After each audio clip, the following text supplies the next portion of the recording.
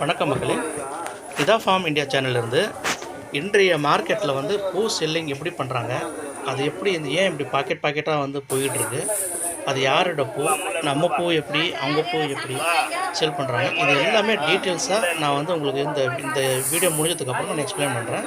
அது வரைக்கும் அவங்க எப்படி செல் பண்ணுறாங்கன்றதை நீங்கள் கொஞ்சம் கேளுங்க. என்ன வேலை கேட்டேன் நீ 1000 ரூபாய் கேட்டா நான் 1000 ரூபாய் சொன்னேன். 1 கிலோ போதுமா? 2 கிலோ வாங்கியா போடுற கேரட் மட்டும் போட்டு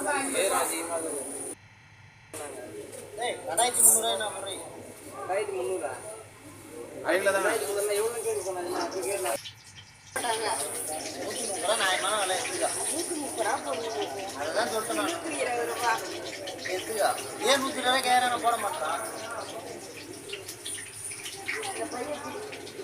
கையோடு கை மட்டும் வச்சு வாட்டர் மட்டும்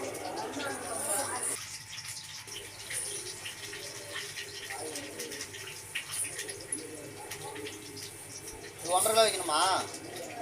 அதில் 1.5 கிலோ வச்சுக்க. நீங்கள் எல்லிங்க எவ்வளோ அதெல்லாம் எடை பார்த்து தள்ளி போடும் சும்மா 4 காலையில் எழுதி போடும் அதில் 1 கிலோ போடும். நல்லா இருக்கும். ஹலோ வீட்டில் வந்துச்சுப்பா எங்கே போகிறா?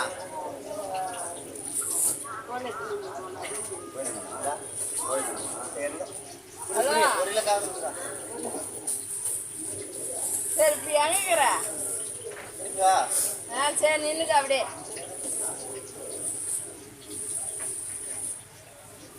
சரி வா சரி நான் இப்படி வந்தேன் நீ இப்படி போகிற முருகா பஸ் வந்துச்சு நான் ஏறி வந்துட்டேன் ஃபோன் பண்ணுறேன்.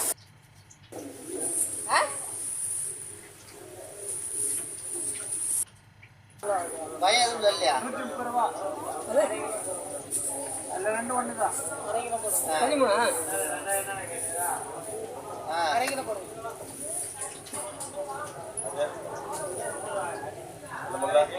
அல்ல ஒன்று தான்ப்பா. இன்னும் 50 கிராம் போடு. வேற பக்கத்துலையா? அந்த முள்ள போடணும். என்ன ஒன்று தான் 2 வாரி போட்டு வேலையாக இருந்தால் அப்புறம் பழம் நினைச்சேன் அள்ளி போட்டுதா பாரு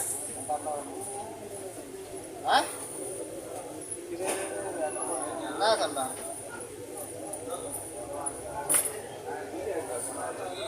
எல்லாம் நல்ல வண்டி தான் இந்த ஒன்று தான் இந்த இடம் வச்சு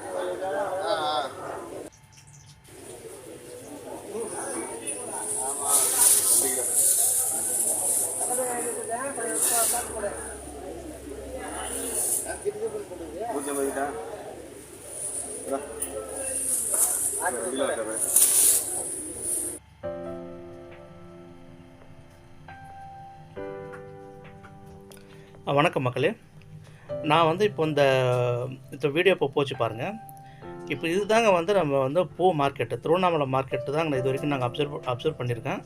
நான் அதை பற்றி ஒரு தகவல் சொல்லிடுறேங்க. நம்ம பூ கொண்டு போய் போடுறோங்க, அதிலேருந்து நிறைய பேர் வாங்குறதுக்கு ரெடியாக இருக்காங்க. இப்போ அவங்க வராங்க, அவங்க வந்து பார்த்திங்கன்னா 5 கிலோ, அவங்க 10 கிலோ, 5 கிலோ, 3 கிலோ, 2 கிலோ, அரை கிலோ அந்த மாதிரி வாங்கிட்டு போயிடுறாங்க. அந்த ரேட்டை வந்து அவங்க என்ன கொடுத்து வாங்குறாங்களோ அந்த ரேட்டு அவங்க வந்து நம்ம கொடுத்துட்றாங்க. இப்போ ஜஸ்ட்டு எப்படின்னு பார்த்தீங்கன்னா ஒரு இன்டர்மீடியேட்டராக தான் அவர் நம்ம செயல்படுறாங்க. இப்போ பணம் வந்து பார்த்திங்கன்னா அவர் வந்து அவங்களோட எப்படி டீலிங்னு தெரியலைங்க. கொஞ்சம் பேர் பணம் ஸ்பாட்டில் தராங்க, கொஞ்சம் பேர் வந்து பணம் தரதில்லைங்க. அவங்களுக்குள்ள என்ன அண்டர்ஸ்டாண்டிங் நமக்கு தெரியல. பட் நமக்கு வந்து பார்த்திங்கன்னா எவ்ரி மந்த்து 5ஆம் தேதி தான் நமக்கு பணம் கொடுக்குறாங்க. ஸோ நம்ம இன்றைக்கி வந்து 10 கிலோ பூ போட்டோம் அப்படின்னா இன்றைக்கி ரேட் வந்து 500 ரூபா போகுதுன்னா 500 ரூபா நோட் பண்ணி வச்சுப்பாங்க. 10 கிலோ பூ அந்த மாதிரி சொல்லிட்டு பேர் போட்டு நிதா ஃபார்ம் அப்படின்னு சொல்லி போட்டு வச்சுப்பாங்க. அந்தமாதிரி போட்டு நமக்கு அந்த பணத்தை வந்து எவ்ரி மந்த் 5ஆம் தேதி நமக்கு பணத்தை டிஸ்ட்ரிபியூட் பண்ணுவாங்க. நமக்கு டோட்டல் அமௌண்ட்லேருந்து 10% அவங்க எடுத்துப்பாங்க கமிஷன். இப்போ நம்ம ஒரு 50,000 ரூபா வருதுன்னா அவங்க ஒரு 5,000 ரூபா எடுத்துப்பாங்க, அதான் அவங்களோட கமிஷன். 1 லட்ச ரூபா வருதுன்னா 10,000 ரூபா எடுத்துப்பாங்க கமிஷன். இந்த மாதிரி ஒரு 10 விவசாயிக்கிட்ட 10 லட்சம்னா கூட அவங்க ஒரு மாதமே வந்து பார்த்திங்கன்னா கிட்டத்தட்ட 1 லட்ச ரூபா அவங்க வந்து சும்மா ஃப்ரீன்னு சொல்ல முடியாது, அது அவங்ககிட்டையும் வந்து பார்த்தீங்கன்னா உழைப்பு இருக்குது. கொண்டு போய் பணம் கொண்டு போய் வசூல் பண்ணணும், எங்கே கொடுத்தாங்களோ எல்லாமே வசூல் பண்ணி தான் நமக்கு தரணும் அவங்க. ஸோ அவங்க உழைப்புக்கு அந்த ஒரு ஊதியமாக எடுத்துக்கிறாங்க. சரி, நம்ம நண்பர்கள் வந்து பார்த்திங்கன்னாங்க நிறைய பேர் கமெண்ட்ஸில் கேட்டிருக்காங்க ஸ்டார்டிங் டு எண்டு வரைக்கும் வந்து மருந்து பற்றி சொல்லுங்கள் அப்படின்னு. இதில் வந்து நான் ஒரு சின்ன ஒரு விஷயம் நான் சொல்கிறேன் பாருங்கள். மல்லிகை செடியை பொறுத்த வரைக்குங்க ரிப்பீட்டட் மருந்து வந்து எதுவுமே ஒர்க் அவுட் ஆகாதுங்க. நம்ம வந்து இன்றைக்கி இந்த மருந்து அடித்தேன், நாளைக்கு அந்த மருந்து அடிப்பேன், அதே மருந்து அடிப்பேன், ரிப்பீட் பண்ணால் ஆகாதுங்க.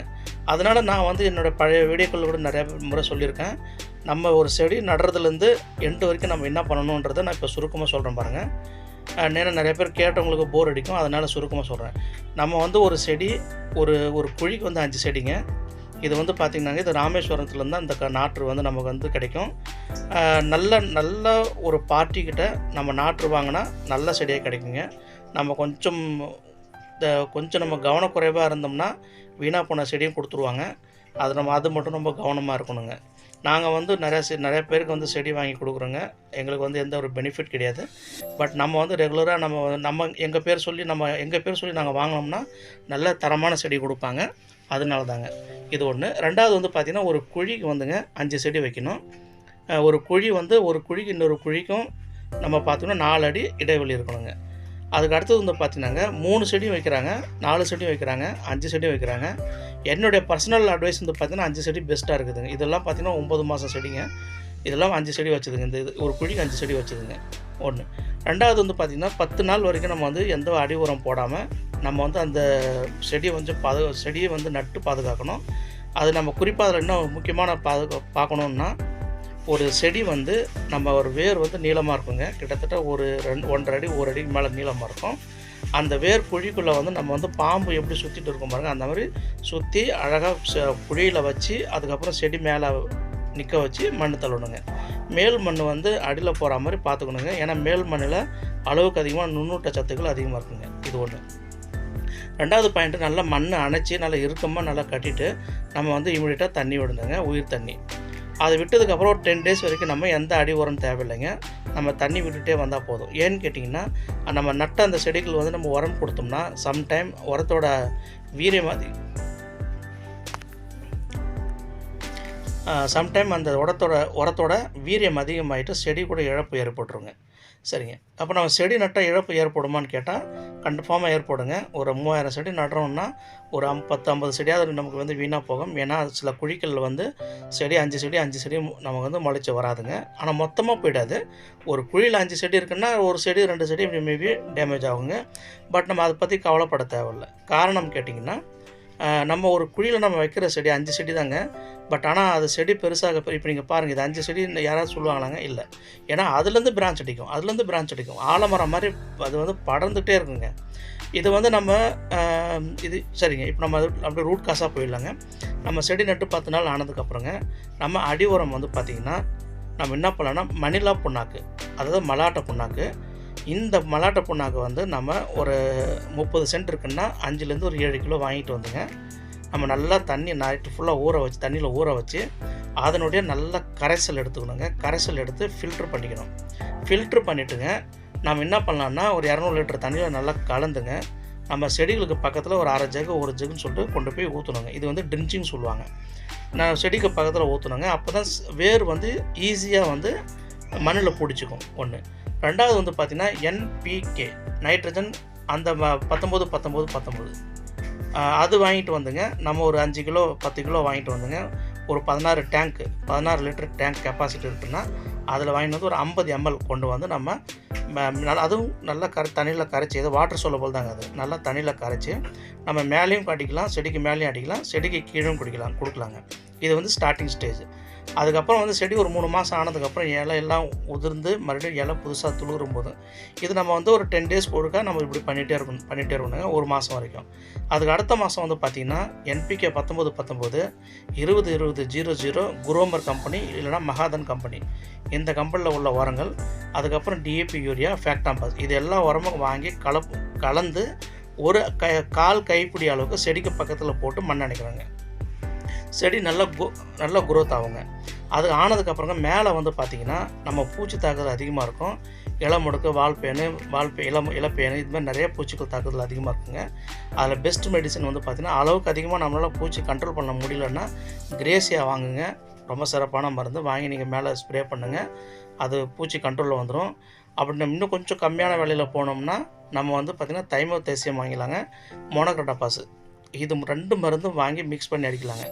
கூடவே வந்து பார்த்திங்கன்னாங்க ஒவ்வொரு மேல் மருந்து நீங்கள் வந்து பூச்சி மருந்து அடிக்கும்போது கூடவே பார்த்தீங்கன்னா நீங்கள் NPK 19 ஒரு 50 கிராம் சேர்த்துக்கலாம், பெஸ்ட்டு. விப்புல் அப்படிங்கிற ஒரு மருந்து நீங்கள் வாங்கி அடிக்கலாம், மேலே வந்து நீங்கள் தெளிக்கலாங்க. அது நல்லா பூ இலை பிரான்ச்சை நிறையா தூண்டி விடும். NPK நிறைய பிரான்ச்சஸ் தூண்டி விடும், இலைலாம் நல்லா கருன்னு இருக்கும், நல்ல பிரான்ச்சஸ்ஸு நல்லா பூ வரும். விப்புல் சேர்த்துக்கலாங்க.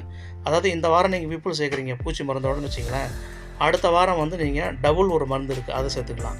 அதுக்கு அடுத்த வாரம் NPK சேர்த்துக்கலாம். அதுக்கு அடுத்த வாரம் ஜிப்ராலிக், போரான் ப்ளஸ் பூச்சி மருந்து இது சேர்த்துக்கலாம். இந்த மாதிரி நீங்கள் சேர்த்துட்டு நீங்கள் மேலே நீங்கள் அடிச்சுக்கிட்டே இருந்தீங்கன்னா அப்போ இந்த ஒரு மாதம் வந்து பார்த்திங்கன்னா நீங்கள் ஒரே மருந்து ரிப்பீட் ஆகாது. அதுக்கு அடுத்த மாதம் நீங்கள் மறுபடியும் இதே மருந்து நீங்கள் ரிப்பீட் பண்ணலாம். கூடவே வந்து பார்த்திங்கன்னா அடி மருந்து நீங்கள் மாதம் ஒரு முறை நீங்கள் வச்சே ஆகணுங்க, கன்ஃபார்மாக நீங்கள் வச்சு தான் ஆகணும். அதேமாதிரி மேலே வந்து பார்த்திங்கன்னா வாரம் ஒரு முறை நீங்கள் தெளிப்பு பண்ணியே ஆகணுங்க. அது ஏன்னு கேட்டிங்கன்னா நமக்கு பூச்சியில் நினைப்போம், ஆனால் பூச்சி வந்ததுன்னா செடியை மொத்தமாக வந்து நம்மளை நாசம் பண்ணிட்டு போயிடுங்க. அதனால் நம்ம வாரம் ஒரு முறை நம்ம இந்த மாதிரி தெளிப்பு பண்ணிக்கிட்டே இருந்தோம்னா பூச்சியும் வராது, செடிக்கு தேவையான நுண்ணூட்ட சத்துக்கள் மேலே வந்து நம்ம கொடுத்துட்டே இருக்குன்ற ஒரு காரணத்தினால நம்ம செடியை வந்து பார்த்திங்கன்னா நல்லா மேலோங்கி வரும், நல்லா சிறப்பாக வளருங்க. இது போக வந்து பார்த்திங்கன்னா நீங்கள் மருந்து வாங்குறீங்க இல்லைங்களா, அந்த கடைகளில் போய்ட்டு நீங்கள் கேட்டிங்கன்னாங்க உங்களுக்கு என்ன மாதிரி மருந்து லேட்டஸ்ட்டாக என்ன இருக்குன்றது அவங்க சொல்லுவாங்க. பட் ஈவன் நம்ம சொன்ன அந்த மருந்து வந்து போதுமான ஒரு மருந்துங்க. இது நீங்கள் பண்ணி பாருங்கள். இதேமாரி இன்னும் செடியில் ஏதாவது ப்ராப்ளம் இருக்குது, இல்லை செடியில் நமக்கு வந்து சரியாக இன்னும் அவுட்புட் வரல அப்படின்னா நீங்கள் செடியோட ஃபோட்டோ நீங்கள் அனுப்புங்க. அதுக்கு என்ன நிவர்த்தி பண்ணணும், அது வேறு என்ன மருந்து இருக்குன்னு பார்த்து நான் உங்களுக்கு சஜஸ்ட் பண்ணுவேங்க. நீங்கள் கமெண்ட்டில் பண்ணுங்கள். ஒரு 1 வீக்குள்ளே நான் வாட்ஸ்அப் நம்பர் ஷேர் பண்ணுறேன், அதில் கூட நீங்கள் வந்து ஃபோட்டோ பிடிச்சி அனுப்புங்க. என்னால் முடிஞ்ச அளவுக்கு நான் உதவி பண்ணுறேங்க. நம்ம இந்த சேனல் ஸ்டார்ட் பண்ணதுக்கான நோக்கமே நமக்கு தெரிஞ்ச விஷயங்கள் வந்து மற்றவங்களும் சொல்லணும், அவங்களும் நம்மளை மாதிரி சிறப்பாக இருக்கணும்னு தாங்க, வேறு ஒன்றும் இல்லை, காரணம் கிடையாது. நம்ம பூக்கள் எவ்வளோ கிலோ வரும்ன்றது எல்லா டீட்டெயில்ஸ் நம்ம போன வீடியோவில் சொல்லியிருக்கோங்க, அதுவும் கொஞ்சம் பாருங்கள். ப்ளஸ் நம்ம சேனலை வந்து ப்ளீஸ் சப்ஸ்கிரைப் பண்ணுங்கள், நம்ம சேனலுக்கு வந்து சப்போர்ட் பண்ணுங்கள், ஷேர் பண்ணுங்கள், லைக் பண்ணுங்கள். நம்ம சேனலில் நிறைய பேருக்கு வந்து பார்த்து ஷேர் பண்ணி விடுங்க. ப்ளீஸ் சப்ஸ்கிரைப் டு மை சேனலுங்க. Thank you so much. Thanks a lot for your kind support. Thank you so much once again. Please subscribe to my channel.